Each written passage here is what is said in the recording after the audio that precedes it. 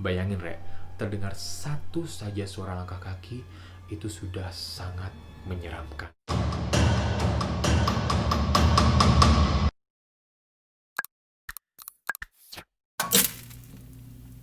Halo Re, aku Bayu. Terima kasih udah mampir di channel aku. Di videoku yang kedua kali ini, aku akan bahas topik yang lebih dark daripada topik sebelumnya, yaitu tentang santet.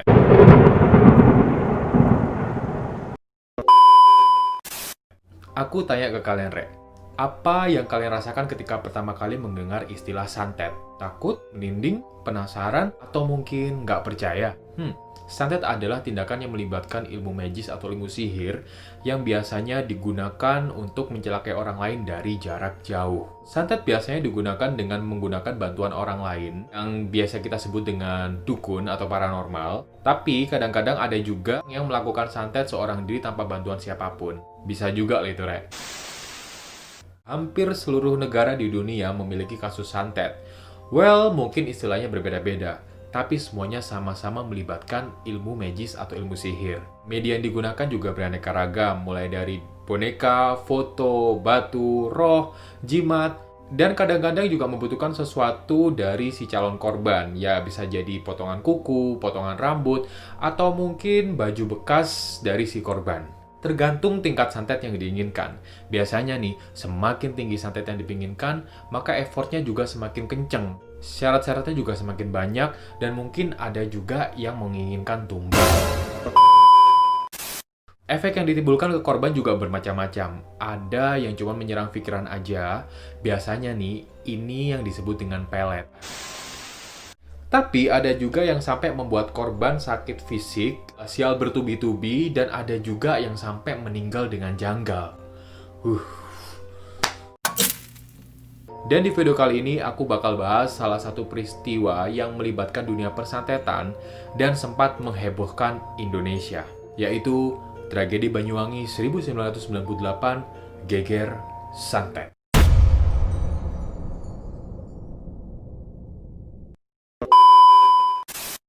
Siapa di antara kalian yang turut merasakan kengerian dari tahun 1998? Ya, bener ya. Selain adanya kerusuhan pada Mei 1998, krisis moneter, dan lengsernya Presiden Soeharto serta pemerintahan Orde Baru, di ujung timur Pulau Jawa juga terjadi peristiwa yang tidak kalah mencekam. But for your information, santet sebenarnya adalah hal yang sangat lumrah bagi masyarakat Banyuwangi pada masa itu. Karena bagi mereka, santet tidak selalu berkaitan dengan kejahatan. Ada beberapa tindakan santet yang justru bertujuan positif, seperti pengobatan dan juga menyembuhkan segala macam penyakit. Biasanya mereka menyebutnya sebagai santet putih. Ya, kurang lebihnya kayak tabib gitu loh, Rek.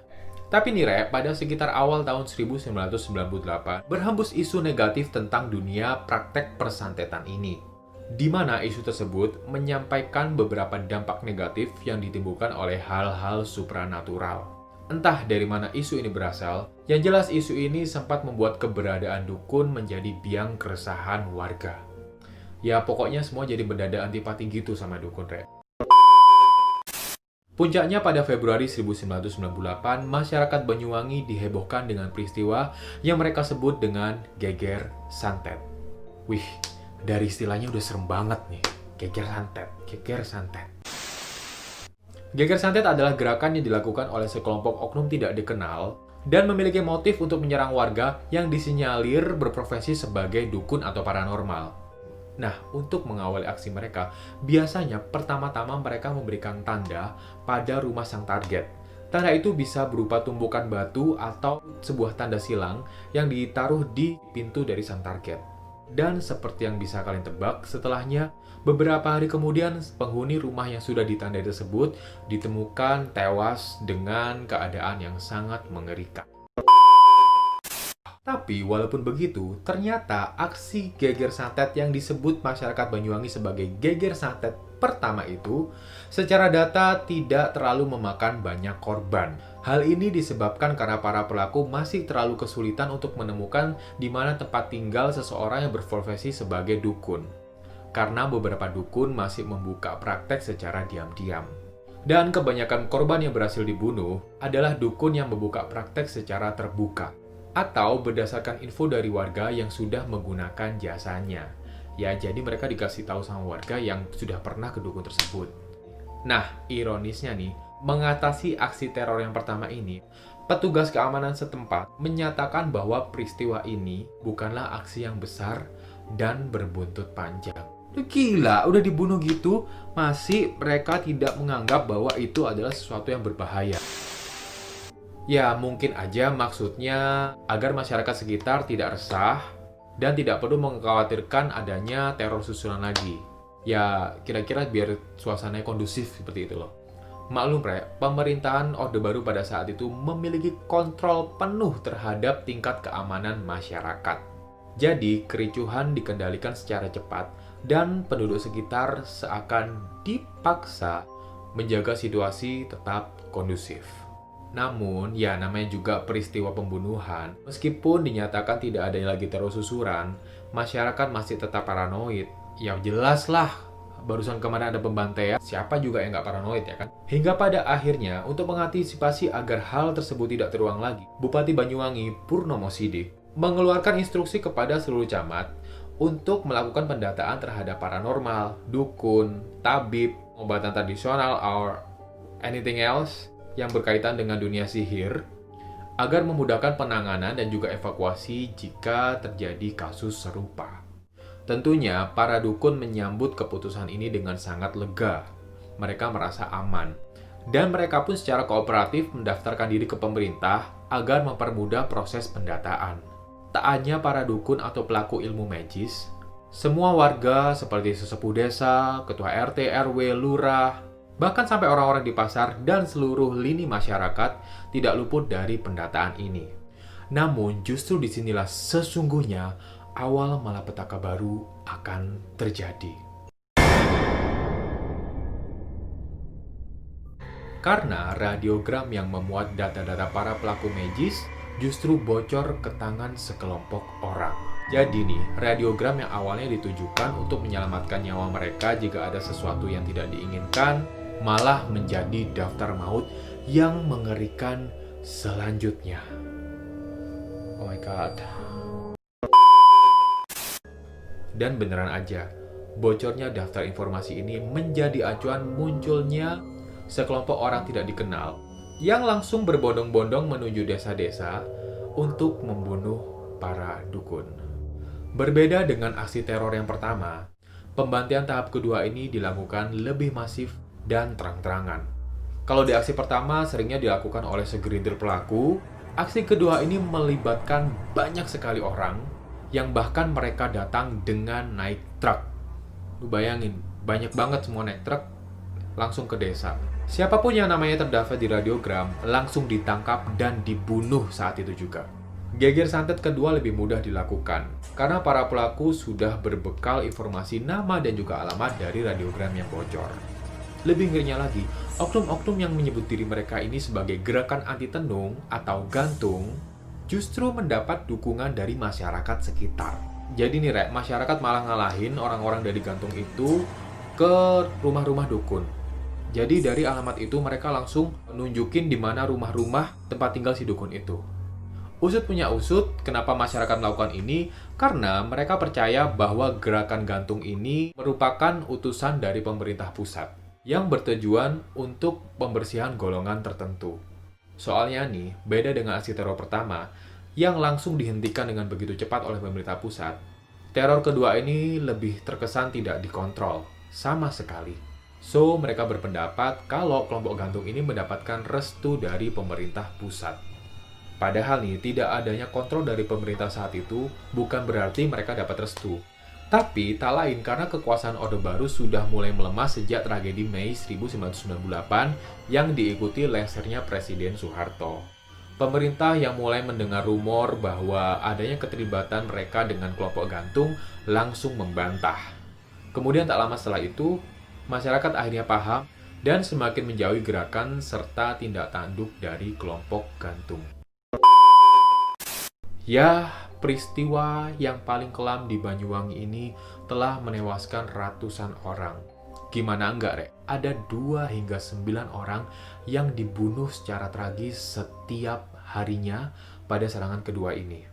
Nah, kalau nih kalian membayangkan pembunuhan kejinya ini hanya sekedar ditusuk, enggak. Kalian salah. Beberapa korban ada yang dikuliti, dipecahkan kepalanya, dan ada juga yang dipisahkan kepala dan tubuhnya dengan jarak yang sangat jauh. Karena mereka yakin bahwa korban tersebut memiliki ilmu gaib untuk bisa menyatukan tubuhnya dan kepalanya dan hidup kembali. Hampir nggak ada yang nggak mungkin di Banyuwangi, Ray. Dan akhirnya peristiwa Geger Santet 2 ini mulai mereda pasca pengakuan ketidakterlibatan pemerintah dalam aksi gantung. Dan karena gantung sudah tidak lagi mendapatkan dukungan dari masyarakat sekitar, alhasil ruang gerak mereka menyempit. Jadinya mereka sudah nggak tahu lagi secara rinci di mana rumah-rumah atau tempat tinggal dari para dukun yang namanya di radiogram. FYI, zaman dulu biasanya di desa-desa itu nggak ada nomor rumah, Rek. Jadi mereka itu langsung berdasarkan dusun atau desa.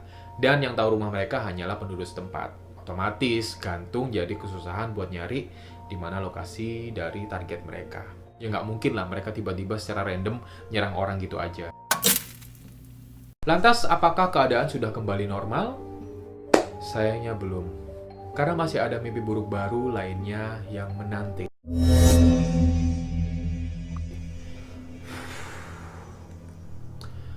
Mimpi buruk tersebut berupa kemunculan teror dari beberapa sosok misterius yang menggunakan kostum berwarna hitam atau biru dan sosoknya menyerupai ninja. Ninja yang kayak di Jepang itu loh. Hanya penampilannya saja yang menyerupai ninja. Menurut saksi mata, sosok ini pun memiliki kemampuan khusus bak ninja Jepang sungguhan. Ya, seperti bergerak ringan, loncat ke sana kemari, mungkin sesekali hilang, atau mungkin nampak terbang karena mereka loncatnya langsung dari atap tinggi ke atap tinggi yang lainnya. Yang rata-rata nggak bisa dilakukan oleh orang biasa. Pokoknya benar-benar terlatih. Pada saat menjalankan aksi mereka biasanya ditandai dengan listrik yang tiba-tiba padam. Dan sesaat kemudian target ditemukan dengan kondisi sudah tidak bernyawa. Luka yang ditimbulkan juga seperti adanya luka tusukan yang seolah-olah dihunus oleh samurai panjang. Creepy. Gak bisa nerusin deh. Yang lebih mengerikan lagi, dan sekaligus menjadikan teror ninja ini jauh lebih mencekam daripada serangan gantung, adalah ninja-ninja ini tidak lagi mengincar korban berdasarkan radiogram. Malahan sudah berganti incaran, yaitu ulama-ulama dan tokoh masyarakat setempat. Akibat teror ninja ini, banyak masyarakat Banyuwangi yang sudah tidak berani lagi untuk tidur di dalam rumah. Mereka lebih memilih untuk tidur di luar rumah, di halaman atau di teras, dan bergantian berjaga dengan tetangga sekitar satu sama lain. Jadi ada yang tidur, ada yang melek buat jaga, siapa tahu ada ninja yang tiba-tiba datang. Sebagian juga ada yang berjaga mengelilingi rumah ulama atau memperketat penjagaan di pesantren. Masing-masing dari mereka berbekal senjata untuk melawan sang ninja. Dan begitu lampu tiba-tiba padam di malam hari, warga sudah menandai waktu tersebut dan siap-siap menghadapi datangnya para ninja. Tak lama setelah lampu padam, biasanya langsung terdengar suara langkah kaki di atap rumah atau di halaman-halaman sekitar dari rumah sang target. Bayangin, Rek, terdengar satu saja suara langkah kaki, itu sudah sangat menyeramkan.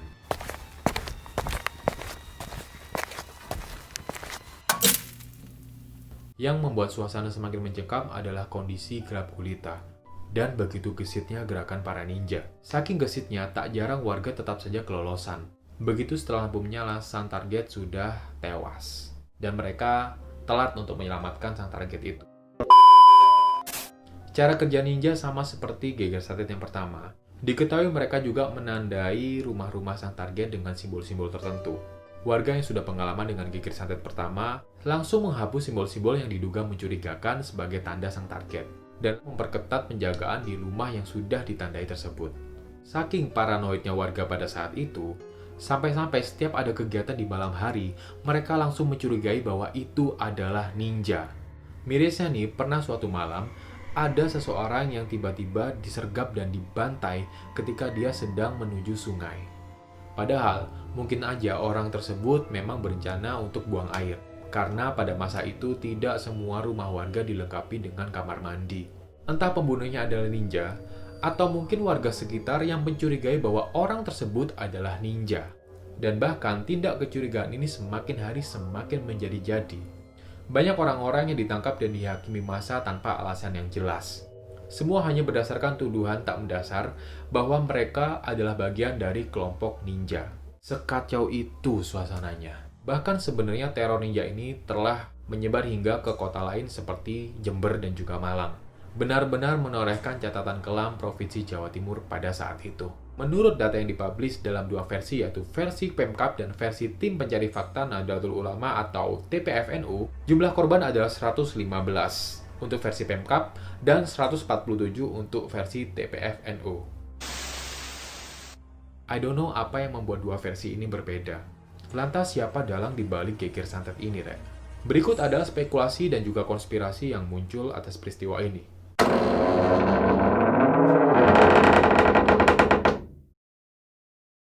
Pertama adalah sosok ninja itu sendiri. Warga meyakini bahwa ninja ini adalah orang suruhan beberapa kaum intelektual yang memiliki tujuan khusus. Karena ada saksi mata yang mengaku melihat mereka menggunakan walkie-talkie ketika mereka melakukan aksi mereka. Spekulasi lain adalah kecurigaan terhadap kelompok TNI. Akan tetapi spekulasi ini lebih cepat menguap karena tidak adanya bukti yang konkret dan juga alasan yang kuat. Justru TNI mencium ada oknum tertentu yang memanfaatkan peristiwa ini untuk menumbuhkan rasa ketidakpercayaan warga terhadap aparat. Untungnya, masyarakat tidak terpengaruh begitu saja.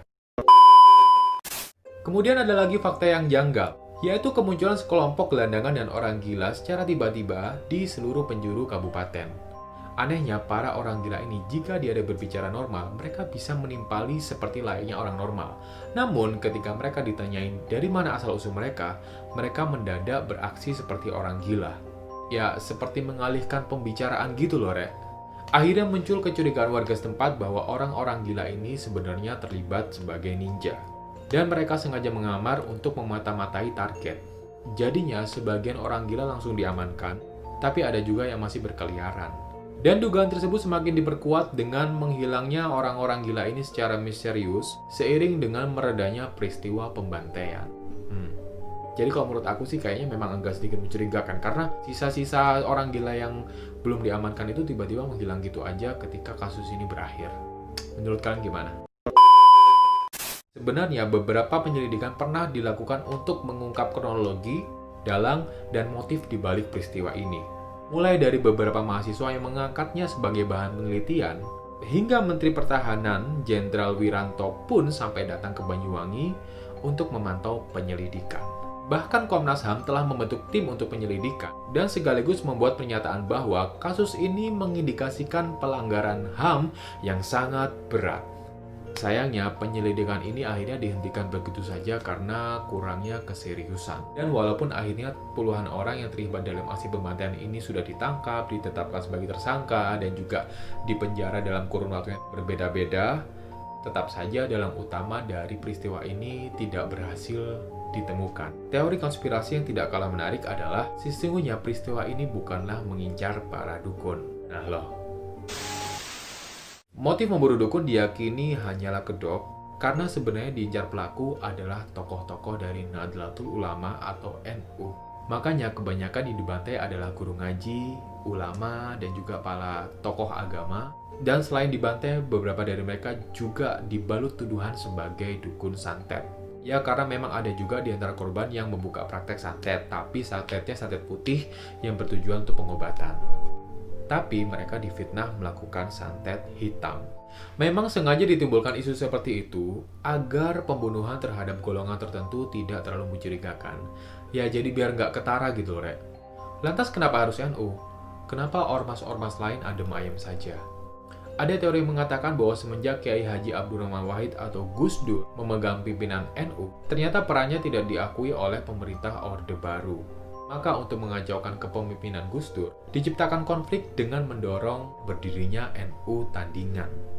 Tapi upaya demi upaya ternyata tidak berhasil karena NU dinilai terlalu kuat. Akhirnya dilakukan cara yang lebih keras seperti menjadikan wilayah yang merupakan basis NU sebagai target operasi. Di mana wilayahnya? Tentu aja Banyuwangi. Apakah versi konspirasi yang ini merupakan cikal bakal dari geger santet? Sampai akhirnya pada Desember 2007, tim NU kembali berupaya memberikan pengaduan ke Komnas HAM dengan bermaksud peristiwa geger santet ini bisa diurai kembali. Dalang-dalangnya diseret ke penjara, dan pembersihan nama keluarga korban yang sudah dituduh sebagai dukun santet. Tapi ternyata keluarga korban sudah move on dan sudah tutup buku atas peristiwa yang terjadi dan menolak kasusnya dibuka kembali. Alhasil dalam kasus geger santet tidak berhasil ditemukan hingga kini. Yap, itu dia tadi tentang pembahasan seputar geger santet, peristiwa paling mencekam di Banyuwangi. Kalau mungkin kalian kelahiran tahun 80 atau 90, mungkin kalian ingat bahwa pada saat tersebut, semua koran dan juga semua berita di TV menayangkan tentang teror ninja ini. Dan begitu menyeramkannya, darah di mana-mana, potongan kepala di mana-mana, dan it's scary. Aku sampai inget banget dulu sampai beranggapan bahwa ninja itu sebenarnya jahat. Padahal ya, mungkin itu cuman kedoknya aja. Oke Rek, dan kalau misalnya kalian suka dengan konten aku, please jangan lupa untuk subscribe, share, likes, komen, dan apapun itu. Dan aku juga akan menampilkan tema-tema yang berbeda dan tentunya akan menghibur kamu semua. Aku akan kembali setiap minggunya dan berusaha buat ngasih topik-topik yang menarik buat kalian seputaran misteri, konspirasi, sampai review film, baik itu film lama maupun film baru. So, thank you for watching. Kalian follow my Instagram @bhdbayu. Sampaikan saran dan juga request topik kalian di kolom komen. Turn the light off and bye.